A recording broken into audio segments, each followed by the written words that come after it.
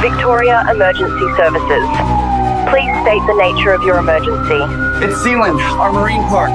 One of our trainers, she's in the whale pool. The orcas, they've got her. They won't let her up. Are you saying the whales are attacking a trainer?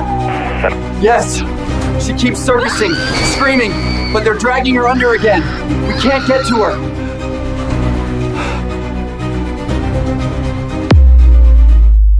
It was supposed to be a normal show, a routine performance.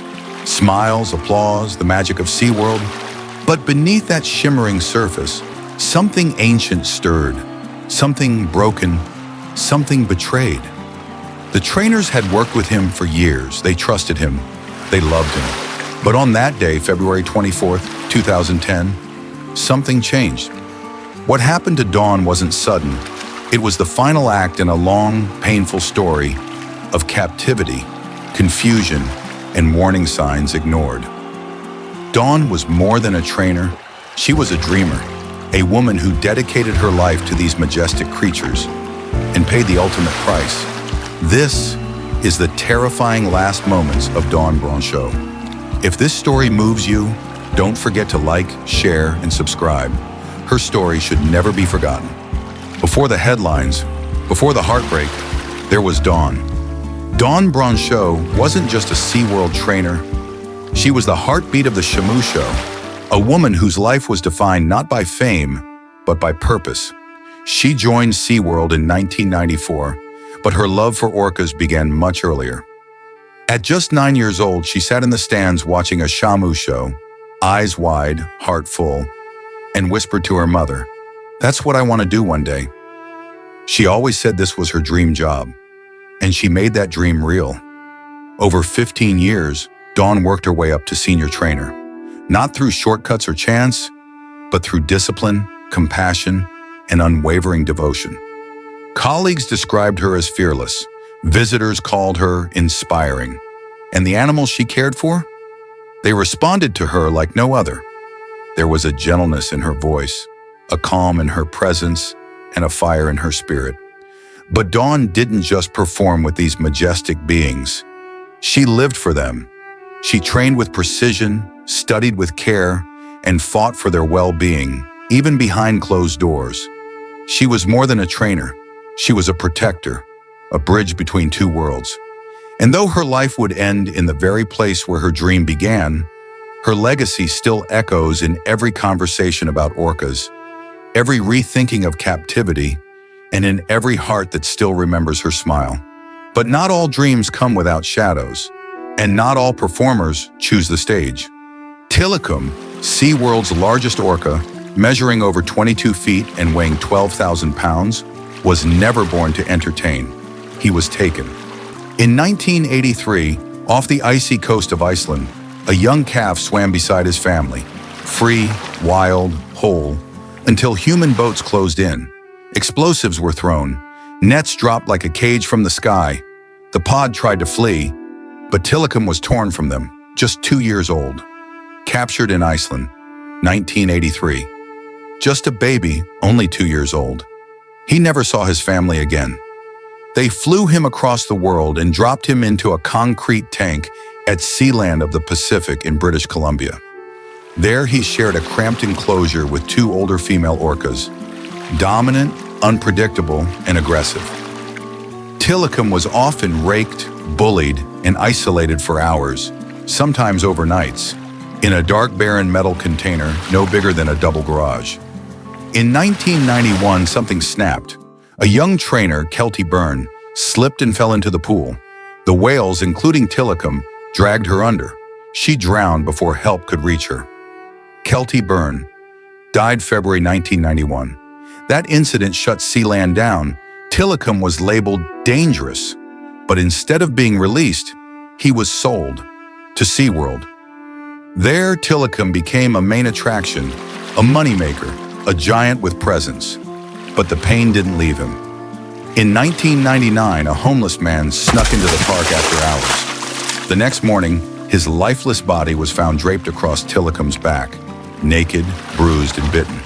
Tilikum was now linked to 2 deaths. 2 deaths before 2010. Two cries for help, ignored. Yet Tilikum kept performing, smiling to the crowd, floating like a shadow in turquoise water, waiting.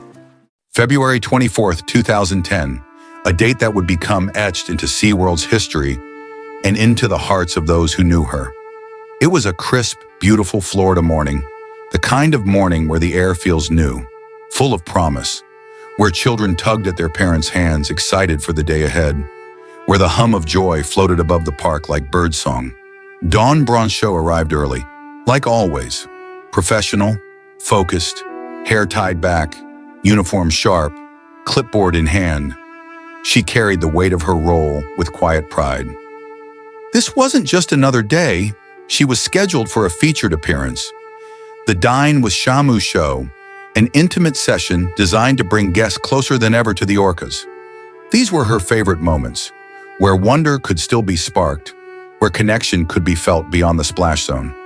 She moved with grace, purpose, every step practiced, every glance intentional. And in the water was Tilikum, the largest orca in captivity, a towering presence, still and quiet beneath the surface. But to Dawn, he wasn't just a giant, he was her partner. They'd worked together many times before, each session a carefully choreographed dance between human and whale. She clapped, he responded, she signaled. He rose. To the audience, it looked like magic. To Dawn, it was a language she had spent years learning to speak. There was no sign, no tremor in her voice, no hesitation in her steps, no flicker of fear. She was where she loved to be, in the water, at the center of something extraordinary. Even the staff around her felt it, that calm, that beautiful rhythm of woman and whale, trainer and titan. It all felt so familiar, so safe, so perfect. But sometimes even the clearest skies carry the weight of a coming storm, and sometimes the deepest silences echo the loudest warnings. No one knew, not the guests, not the trainers, not even Dawn, that beneath the shimmering water, everything was about to change. The session was ending. Guests were finishing their meals. Some clapped. Some reached for their phones to capture one final moment. Dawn, as she often did, approached the water one last time. She lay down at the pool's edge, relaxed, trusting, offering affection, connection. She rubbed his head gently, something she'd done 100 times before. But this time, something shifted. In an instant, Tilikum lunged. It was so fast, so violent, so final. Some witnesses said he grabbed her ponytail. Others said it was her arm. But the result was the same. She was yanked into the water with brutal force, and she did not come back up.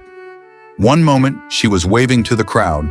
The next, she was gone beneath the surface. At first, some thought it was part of the act, a dramatic finale. But the trainers knew.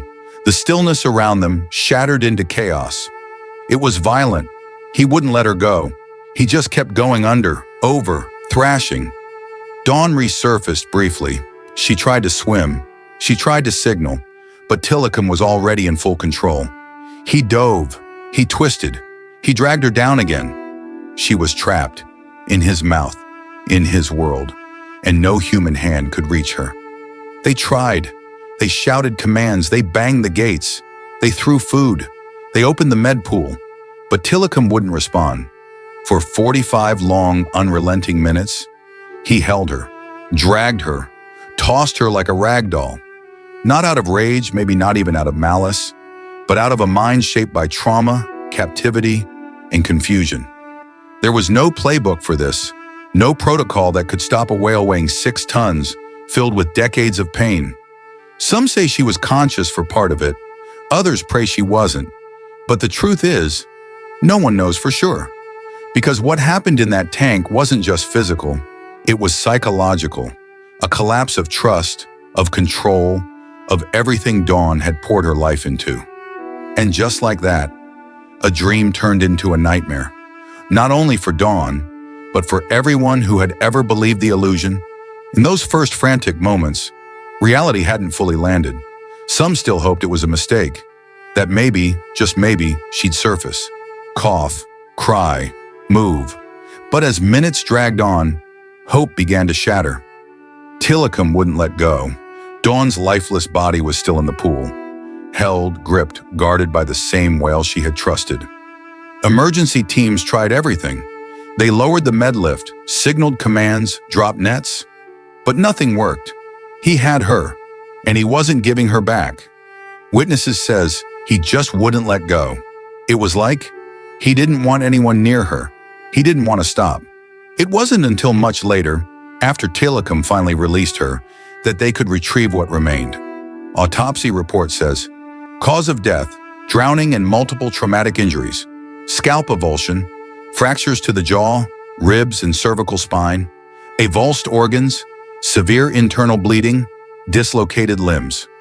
She didn't just drown, she was crushed, torn, broken. She had poured her life into these creatures, into him. But in the end, the love, the skill, the years, they couldn't protect her. This wasn't just a tragedy, it was a reckoning, a turning point no one at SeaWorld could ignore. Because on that day, under the Florida sun, behind the smiles and splashes, something sacred was lost. By the afternoon of February 24th, 2010, the story had already escaped SeaWorld's walls. News helicopters circled overhead, reporters crowded the park gates. The name Tilikum, once marketed as the majestic star of the show, was now spoken with horror, and Dawn Brancheau was no longer a private trainer. She had become the symbol of a global tragedy. Networks ran the story non-stop. Footage of smiling trainers and leaping orcas now played beside images of ambulances and crying visitors. Across every channel, a single question echoed, how could this happen? But for some, the better question was, how did it not happen sooner? Animal rights groups didn't hesitate. They had warned about this for years. To them, this was not a freak accident. This was the price of profit. This was what happens when wild, intelligent beings are trapped in concrete tanks, stripped of their instincts, isolated, and used for entertainment. These whales, they break. They're not violent by nature, but we made them this way. You cage something that powerful, and eventually it lashes out, not because it wants to hurt you, because it doesn't know how else to survive. Former employees began speaking out. Details emerged about how Tilikum had already been involved in 2 other deaths, about how his isolation had grown more severe, about the mental toll captivity inflicts on both animal and trainer. SeaWorld halted all water work immediately. An investigation by OSHA, the U.S. Occupational Safety and Health Administration, was launched. They would later declare the working conditions with Tilikum inherently dangerous. The world watched as the narrative began to unravel. This wasn't just a workplace accident. This was a reckoning. The public outrage was deafening. People mourned Dawn, but they also began to see the whales differently. Not as monsters, not as entertainers, but as prisoners. Beautiful, broken, and begging to be free. And in the silence that followed, the world began to question everything we once applauded. SeaWorld stepped forward, but not with mourning, not with remorse. Instead, they shifted the blame. They said Dawn had erred, that her ponytail was too long, that she made a mistake, as if that explained the violence, as if that erased the truth. But behind the carefully worded statements, something darker was unraveling. Internal emails, training logs, handwritten warnings. They told a different story, one of knowing, choosing, hiding. Tilikum had a history. He had killed before, and SeaWorld knew. They documented his unpredictable behavior in staff training manuals. Not once, not twice, but over and over again. And yet, he was still used, still performing, still interacting with humans in a show built for cheers and profit. OSHA representative at court says, this wasn't an accident. This was preventable. It was a workplace hazard, one SeaWorld willingly exposed its staff to.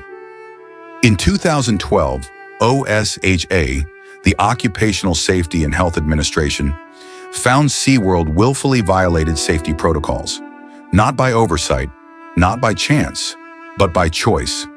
They fought the judgment, fought to keep trainers in the water, fought to keep the illusion alive. But outside the gates, the world was changing. The truth had escaped the tank, and the tide was finally turning. In 2013, the world saw behind the curtain. Blackfish wasn't just a documentary, it was a mirror held up to a system that had for decades masked captivity as conservation, entertainment as education, profit as purpose.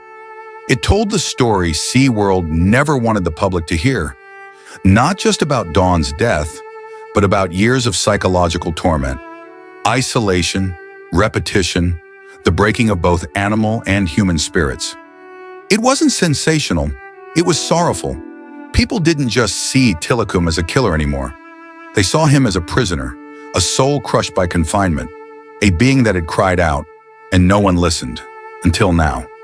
And suddenly, as the silence broke, celebrities spoke out, petitions went viral, children wrote letters to SeaWorld, schools canceled trips, families turned away from what once was a magical destination.